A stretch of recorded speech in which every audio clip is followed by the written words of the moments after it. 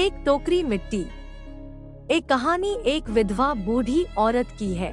वो एक झोंपड़ी में अपने 6 वर्षीय पोती के साथ रहती थी। झोंपड़ी के ठीक सामने एक जमींदार का महल था। जमींदार अपने महल को उस बूढ़ी औरत के झोंपड़ी तक बढ़ाना चाहता था। इसके लिए जमींदार ने विधवा औरत से बहुत बार कहा कि अपनी झोंपड़ी वहाँ से हटा ले, लेकिन वह तो कई बरसों से वहीं बसी थी। उसका पति और इकलौता पुत्र भी उसी झोंपड़ी में मर गए थे। उन दोनों की यादें भी उसी झोंपड़ी में बसी थी। उसकी बहू भी एक 6 वर्ष की कन्या को छोड़कर चल बसी थी। अब ये झोंपड़ी और उसकी पोती ही वृद्धाकाल में एकमात्र जीने का आधार थी। जब से जमींदार ने अपने महल को आगे बढ़ाने की बात की है, तब से वो विधवा औरत और भी परेशान रहने लगी थी। उस झोंपड़ी में उसका मन लग गया था। वो बिना मरे वहाँ से निकलना नहीं चाहती थी। जमींदार के सब प्रयत्न निष्फल होने के बाद उसने अपनी जमींदारी चाल चलना शुरू किया। जमींदार ने बाल की खाल निकालने वाले वकीलों की पॉकेट गरम करके उन्होंने अदालत से झोंपड़ी पर अपना कब्जा करा लिया और विधवा को वहाँ से निकाल दिया। झोंपड़ी से निकल देने के बाद वो दोनों आस पड़ोस में कहीं जाकर रहने लगी। एक दिन जमींदार उस झोंपड़ी के आसपास टहल रहे थे। तभी विधवा हाथ में एक टोकरी लेकर वहाँ पहुँची। जमींदार ने जब उसे देखा तो अपने नौकरों से कहा कि उसे यहाँ से भगा दो, पर वह गिड़गिड़ाकर बोली, महाराज, अब तो यह झोंपड़ी आपकी हो गई है, मैं उसे लेने नहीं आई हूँ। आप अगर आज्ञा दे तो मैं आपसे एक विनती करने आई हूँ। जमींदार साहब के सिर हिलाने पर उसने कहा, जब से यह झोंपड़ी छूटी है, तब से मेरी पोती ने खाना पीना छोड़ दिया है। मैंने बहुत समझाया पर वह एक नहीं मानती।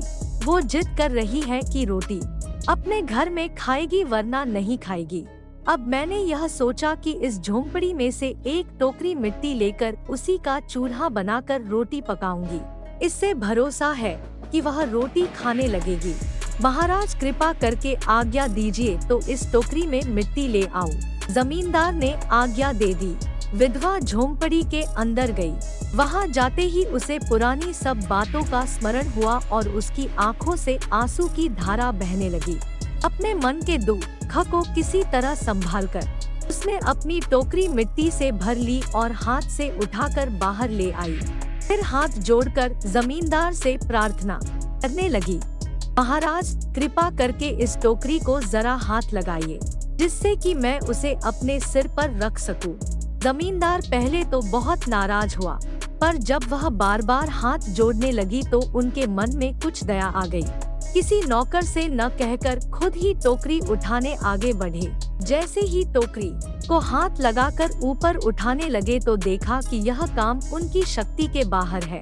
फिर तो उन्होंने अपनी सब ताकत लगाकर टोकरी को उठाना चाहा, पर जिस जगह पर टोकरी रखी थी वहाँ से वह 1 फीट भी ऊंची न कर पाया। वह लज्जित होकर कहने लगे, नहीं, यह टोकरी हमसे नहीं उठ पाएगा। यह सुनकर विधवा औरत ने कहा, महाराज, नाराज न हो, आपसे एक टोकरी मिट्टी नहीं उठाई जाती और इस झोंपड़ी में तो हमने हजारों टोकरियां मिट्टी डाली है। क्या आप उसका भार जन्म भर उठा सकेंगे? आप ही इस बात पर विचार कीजिए। जमींदार साहब अपने पैसे के घमंड में अपना कर्तव्य भूल गए थे, पर विधवा औरत के ये बात सुनकर उनकी आंखें खुल गई।